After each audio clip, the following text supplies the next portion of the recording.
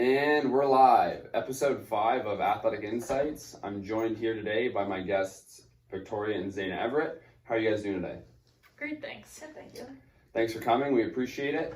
So Athletic Insights is a platform to be a resource for youth sports organizations, coaches, parents, and athletes looking to get a little bit of a glimpse behind youth athletics.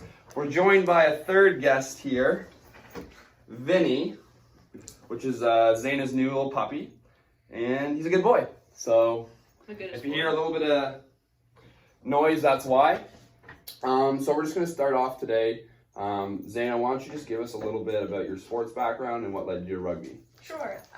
So me and Tori grew up playing lots of different sports. We had the opportunity to play all different sports, like soccer, swimming. We did speed skating for a long time. Nice and diversified. Yeah, and so then after high school, we kind of got the opportunity to pick which one we wanted to focus on, and then that's how we both kind of got into our specified sports. I play rugby at university, and Tori does rowing.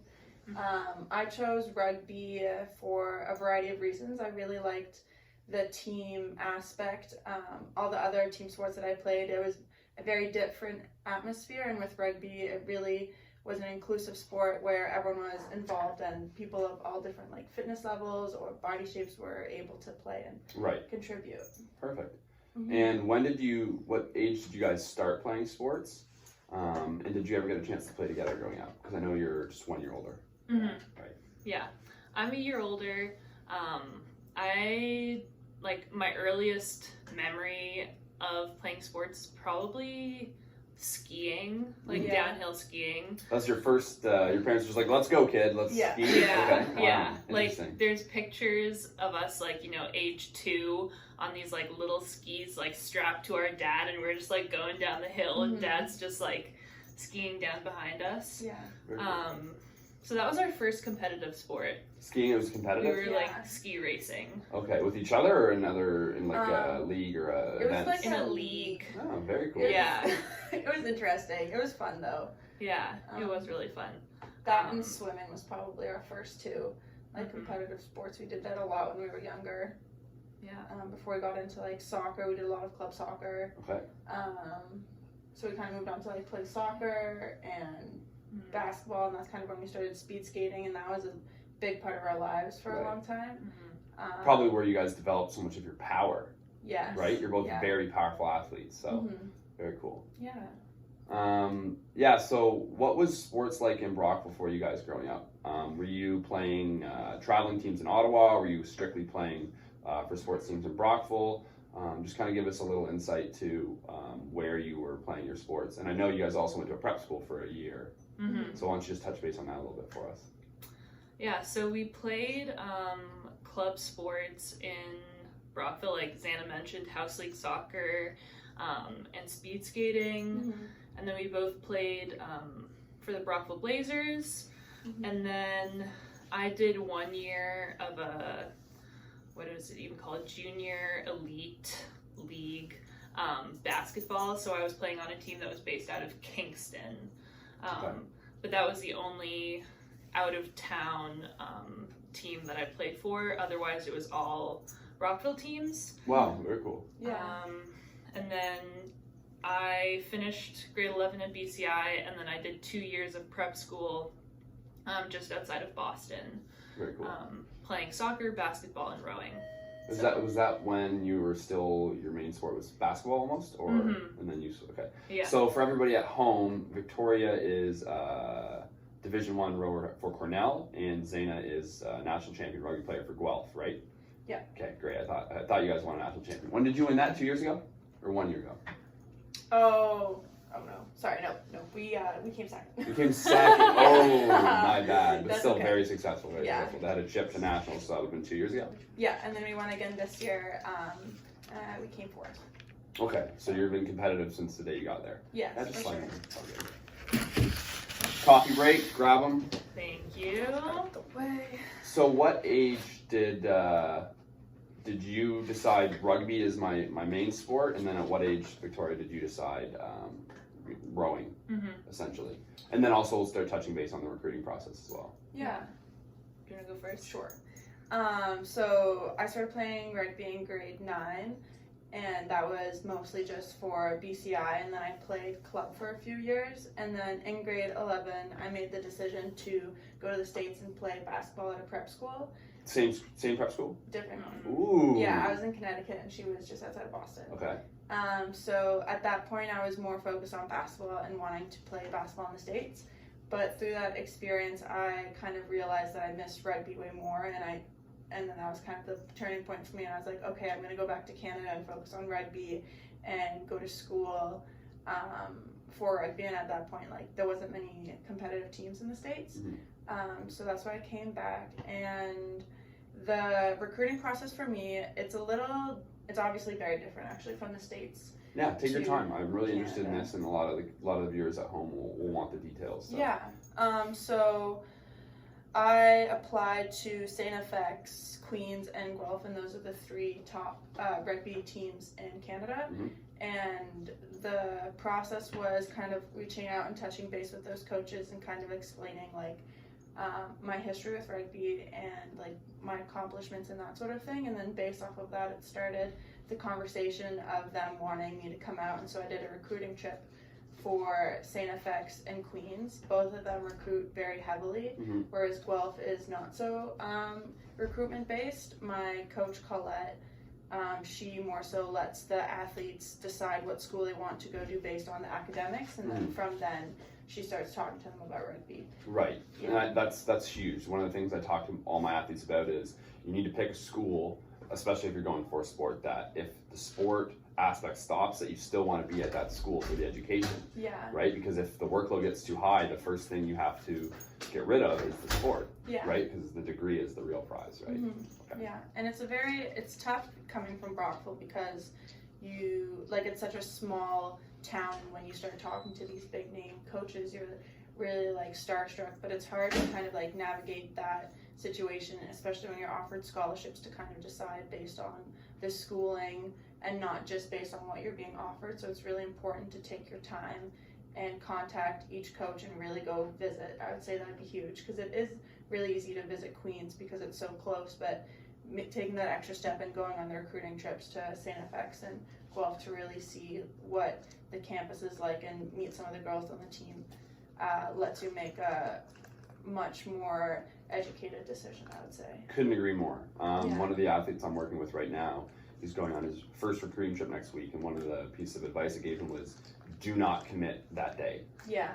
The coaches are going to tell you what they want you to hear. They're going to show you what you want to see.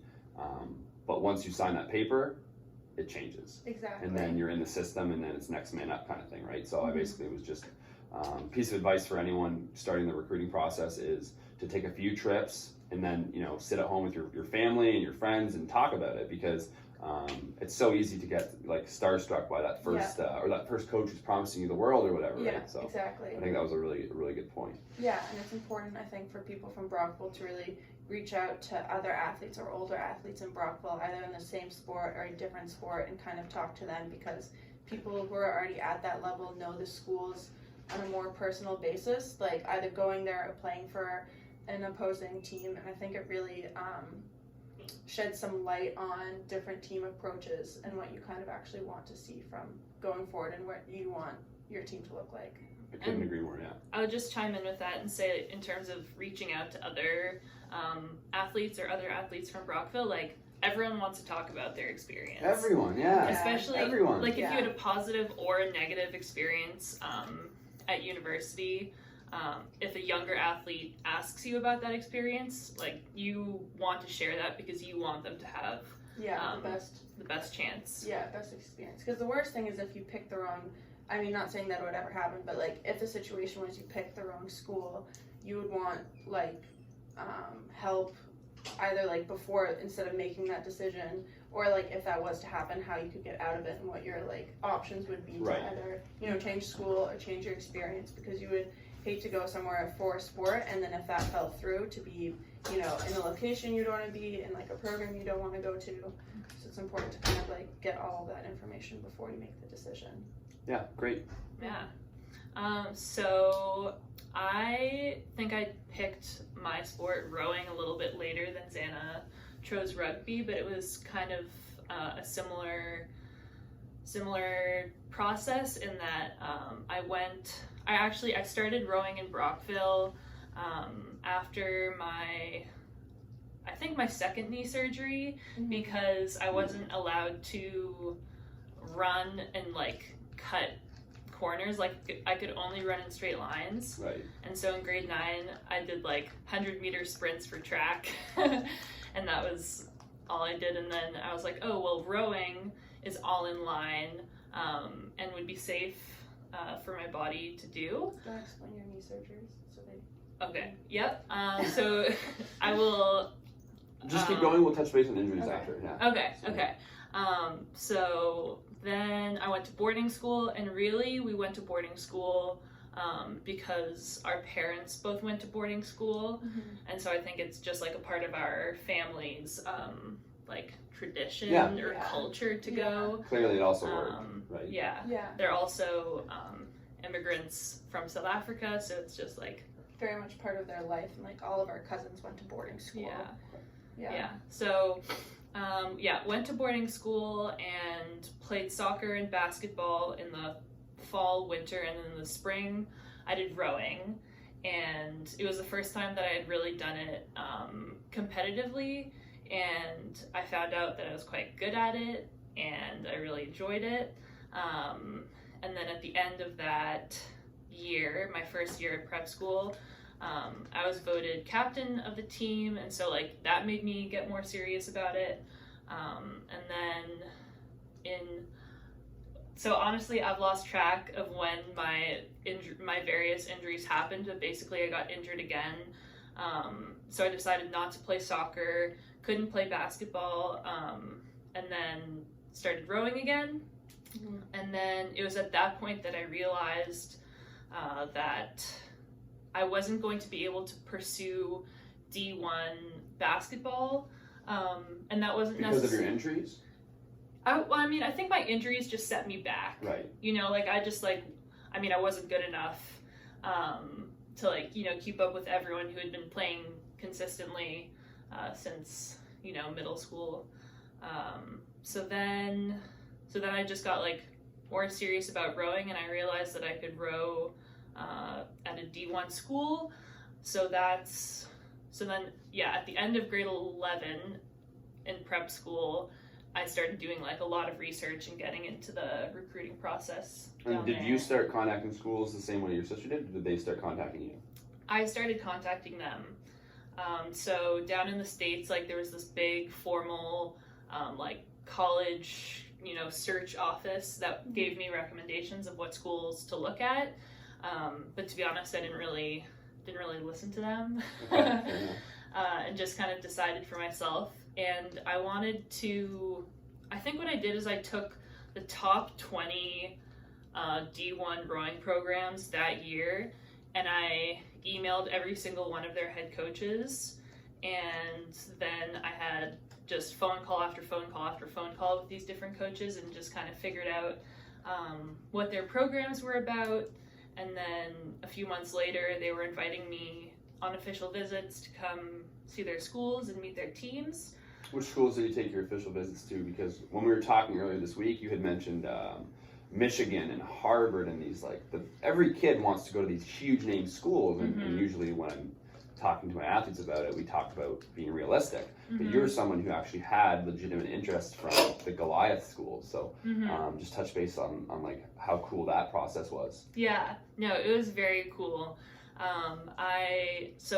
In order, I first visited Duke, which at the time was probably like the weakest rowing program, but then obviously basketball lover, you know, you walk into that gym and I was just like totally starstruck. And another aspect of Duke that I really liked was the athlete support. You know, you have like huge student athlete center that's just like completely dedicated to like student athletes in their health and academics and all these things. But ultimately, I didn't go to Duke because, whole long story, like you have to get on a bus to go to the boathouse, and I didn't want to have to hassle with that. And then I visited Syracuse, and then the University of Michigan, and finally Harvard. And then at the end of that process, it came down to picking between Michigan and Harvard. And Michigan ended up offering me a scholarship. It was very awkward turning them down, you know, because it's hard to say no to a school that's like, we really want you to come here. And also, like, when I had visited them, I had really liked them. You know, like, I really liked their team and I liked their coaches, but ultimately decided not to go there because I felt like it was just, like, too big for me. Right. I didn't feel the click. Right. No, that's important. Usually, most athletes will have that. I stepped on campus and I was home feeling. Mm-hmm. And is that what Cornell was for you? Yeah. So eventually, I did have that feeling at Cornell. So perfect. Yeah. And what about you? Was Guelph your home, or was it right fit? Yeah, I'd say so. Like, out of the 3 campuses I've visited, I really like the feeling of Guelph. It's like, as soon as I was there, I knew that that's where I wanted to go. Very cool. Yeah. Very cool. Let's take a pause here from all that. Yeah. Rings. What do we have for time? 16 now. Perfect. Wow, time does go really slowly. So what do you think we're at, like 30 minutes? Yeah. No, I knew we were probably at about 15. Yeah. Yeah. So guys, we're going to switch gears here a little bit and talk about what it means to the two of you as sisters, both coming from the same high school, both coming from little town Brockville, that you were able to both get out of the bubble and get to your initial goal of university athletics. Mm-hmm. And what that meant for each other, like obviously competitive, pushing each other. Mm-hmm. So just touch base a little bit about that. Well, you can take the... I feel like for both of us, or definitely for me, it was just kind of never a question of going to play university sports. Like back in elementary school, I knew that that's what I was going to do. I didn't know what the sport was going to be, but I knew that I was going to go, and I think that was definitely helped by the fact that both my parents supported that dream, and they didn't like push me to choose a sport. They're just like, you know, putting us on the right track. Right. Yeah, like it was always such a big part of our lives, like since we can both remember, like we were always on a team playing a sport. So I think it would have been weird for us to like want to go to university and not play. Mm-hmm. So I think it was always just like part of our family's like lifestyle for us to go on and keep playing sport. Mm-hmm. Right. Yeah. Mm-hmm. I think it's really important for all the young athletes watching that. So even if you go back to the first 4 episodes, every single athlete that we've had on to date, they spoke about their main goal was just getting to university athletics, and that they were the ones reaching out to all the schools. And then your 2 more fantastic examples of taking the process into your own hand, finding the right school, as well as what did I say first? It's not important. Whatever.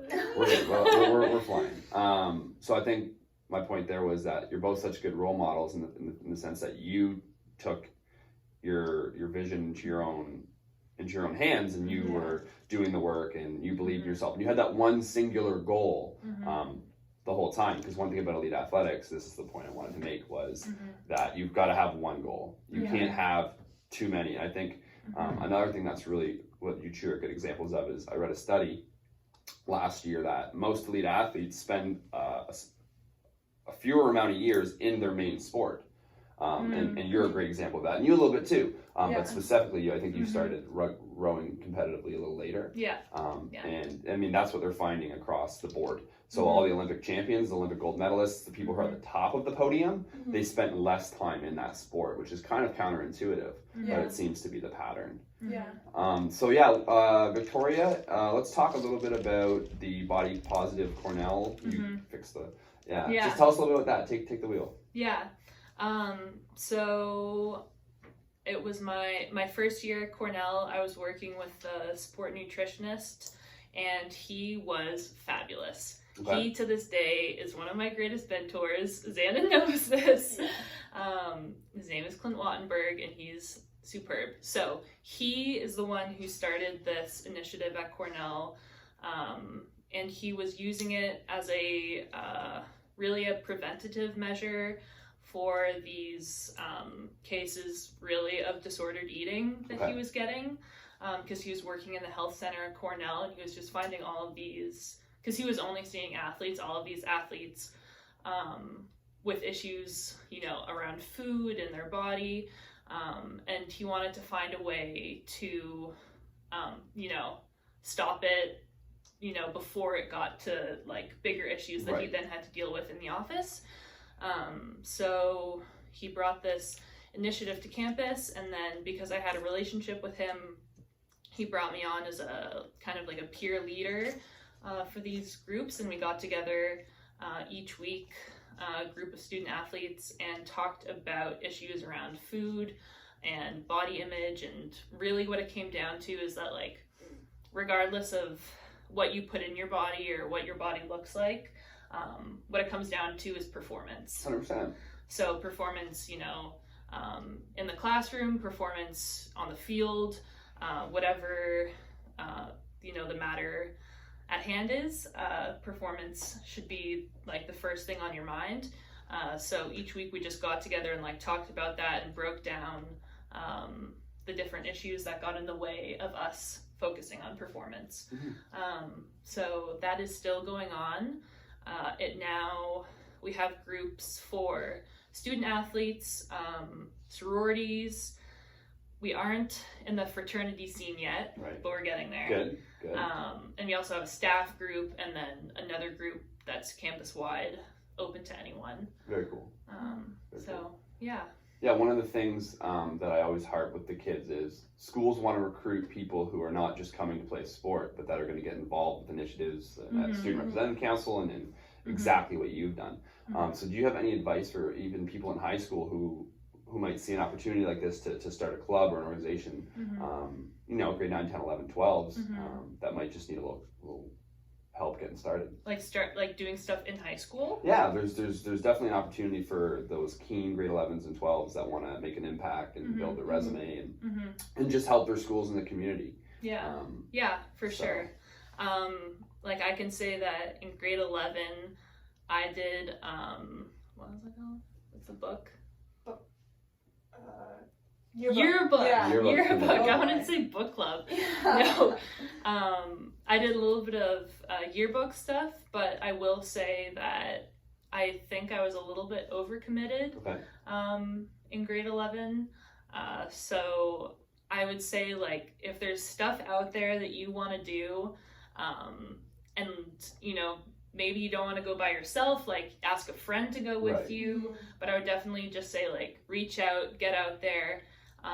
But then also in tandem with that, I would say if you get there and you realize it's not a good fit, you don't have to stay. Right. You know, like, value yourself and your time and know that, you know, you can put your energy, like, you have the power to put your energy, you know, where you want to put it. So, yeah. No, absolutely. I'd also say that. So, yeah, once you find a good community, like I did at Cornell on the rowing team and Body Positive, it's like a really sweet feeling. Right. So I would say, like, try out different communities and, like, you'll see what feels right. Yeah. I would say. Perfect. Another thing I want to get both of your opinions or answers on is, have you guys had a moment yet where you've kind of validated your original goals, or are you still pursuing those? And then Zana, just touch a little bit about what you're going to be pursuing in the future with your rugby. Yeah. I'll go first because I feel like mine's a little shorter. Okay. I feel like my chapter isn't quite closed. Like, I definitely had moments of validation on the team where I was, like, erging on the rowing machine with all my teammates, and you're, like, looking in this mirror, and it's just, like, a room filled with, like, sweaty, strong women, like, absolutely kicking butt. So I would say, like, that in itself was a pretty good feeling. Right. We had some coaching changes at Cornell, so I had one pretty abusive head coach and one kind of, you know, not great coach. Okay. So I would say that definitely, you know, changed my experience. So I think you know, I'm kind of looking to still close my rowing chapter, but yeah, that Okay. was. So next year is your last year of rowing, or what? Well, or how do you see yourself I think finishing your rowing? I think I just want to like find a new community in rowing or in another, you know, sport activity, and just kind of like reestablish myself, because I feel that my rowing career at Cornell just kind of like tapered off and didn't like end on the high note that I wanted. Right. So that's why, I mean, it doesn't feel like a closed chapter. Like, I think I just need like closure for like competitive sport. 100%. Yeah. Yeah. At a higher Yeah. level. 100%. Yeah. Right. So. I guess for me, I'm still playing rugby competitively. I guess validation for me was coming from Brockville, like such a small community, and first of all, like making it on a university team was like huge validation to be like, you know what, like I was really scared to come here, but I did it and it's going well. So that was like a huge like step in the right direction to really motivate me to like continue on and keep training. Getting out of your comfort zone is super important if you want to be a great athlete. Good athletes can stay in their comfort zone, but great athletes gotta get out. Yeah, like first day of training camp is terrifying for anyone coming in there. But it's like once you get through that first day, you're like, you know what, like I can actually do this, and it's really motivating for yourself. I got the opportunity to play a lot in all of my years, which was really cool. Lots of like first and second years don't get the opportunity to, but there was a positional gap that I swung into, which was really great. Perfect. Rugby has been a huge part of my life at Guelph. I've gotten like Female Athlete of the Year award. I've gotten like Player of the Year award. I've gotten on the national team, like at nationals they make like a super like all-star team or whatever, and I got that. So like each of these awards have really been like, this is good, like I'm on the right track, like I'm doing what I want to do. Validation for me, like I think many athletes, is when you get recognition for it, so obviously that really motivates me. And then from like a team perspective, we've won OUA nationals for all of my years, and three in a row then? Four in a row. Yeah. Okay. And every time we've won, it's like, you know, for the books, it's great. We've done it again, and that's like really motivation to keep going the next year. Past university, I've played Ontario a few years. I got to play under 20 Canada a few years ago, and that was huge for me. It was after my second year at school, and I got that opportunity, and I took it, and it was amazing. I had such a good time. And that was kind of opening a door for me to say like, hey, maybe I can play this after university and at a very high level. So I'm on the long list for the national team right now. Last summer was supposed to be my first camp to get onto the short list to travel. Unfortunately, 2 weeks before the camp, I tore my ACL. And that was a big bummer, but I am still, like, during all my rehab, the coaches have been right there with me, and have been really super positive, and they're really excited for me to come and actually get my chance to try out. Right. So right now my like path is to go to the next camp this summer and just train my butt off and, you know, try my best and see where it goes. Next year I'm hoping to go play on a professional team overseas to just kind of really take that opportunity to get as much rugby in as I can, since it's such a physical sport. You obviously can't play it until you're 40 or whatever, so I've got a very small window to, you know, get as much as I can out of the sport. So after school, my focus will be athletics and really pursuing that for a few years. Very cool. Yeah. Very, very cool. So 2 more things. I want to touch base on a lot of young girls, they don't, for whatever reason, like to be necessarily in the weight room as much as some of the boys. I know I hear a lot of, I don't want to get too bulky, this and that, whatever the reason may be. So why don't you guys just talk a little bit about the effort that you put in the weight room, because I've seen you guys in the weight room. And then just the last thing, a piece of advice for young girls and boys in the community who are aspiring to do the same things that you guys have done. With the weight room stuff, I had issues with that in high school. I didn't want to lift weights. I really didn't want to get big, because I was already like a little bit, you know, taller and bigger than the other girls, and for me that was a little bit of insecurity. But I have to say, for a high performing athlete, the bigger the better. Honestly, like the bigger and stronger you are, like the farther you're gonna get. And I can't say that enough. I was terrified to go into a weight room and lift with boys. It was such a huge insecurity for me, but like you just gotta like put yourself in there and walk through those doors, because at the end of the day, like they're training, you're training. Like as much as you think everyone's staring at you when you do something wrong, no one is looking at you. Everyone's focusing on themselves, and it's just so important to just like put yourself out there and go for your goals, because if you look back 20 years and you're like, I wish I had gone through those doors and gone to the weight room, like your journey could have been so different. So different. Yeah, I think that was a really good point. I think that the thing is, a lot of girls always use the not the excuse, but the comment, oh, I don't want to be stared at all the time. I can tell you right now, the boys in the weight room, they're way too self-centered on what they're doing to actually care what the other girls are doing. Or the other boys are doing, whoever's in the weight room. So that was, I like how you articulated that. That was awesome. And then again, you kind of gave a good explanation there about perseverance and hard work and just having that linear goal. So I think that was awesome. Do you want to add to it, or? I mean, on the point that I was gonna say, which you stole, took, was just like whenever I was in the weight room and I was like feeling self-conscious, I was like, you know, thinking about like what everyone else was doing, and then I would just remind myself, I was like, everyone is having the same thoughts in their own head. I was like you're not so special that everyone is looking at you thinking about what you're doing. Like they're focused on their performance and like what they're doing. So I feel like that was something that helped me. And then, you know, lifting feels really good. So I feel like the process. So I think like once you get into it, like Zana said, like just getting in there is the biggest step. So especially for girls, guys, 6 years old to 8 years old is when speed is developed.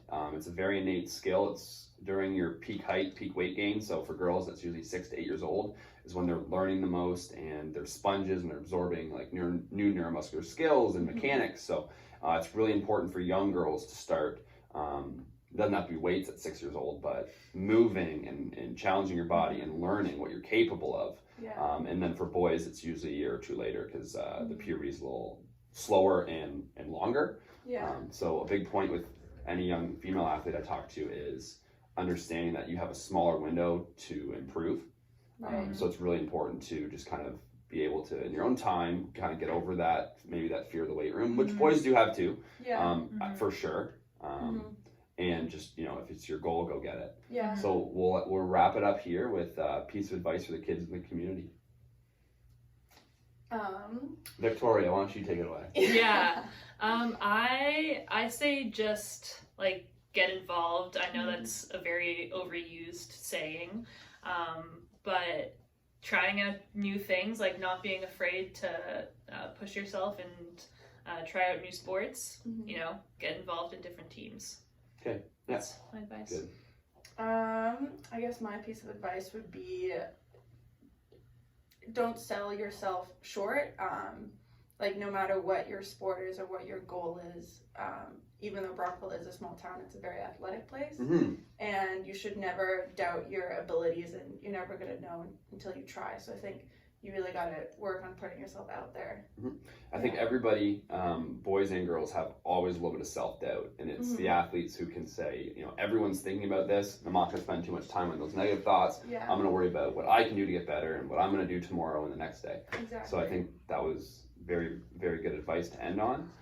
This was episode 5 of Athletic Insights. Zana and Victoria, thank you so much for your time. Thank you so much for having us. And we'll have you back in the future. Cool. Thanks, guys.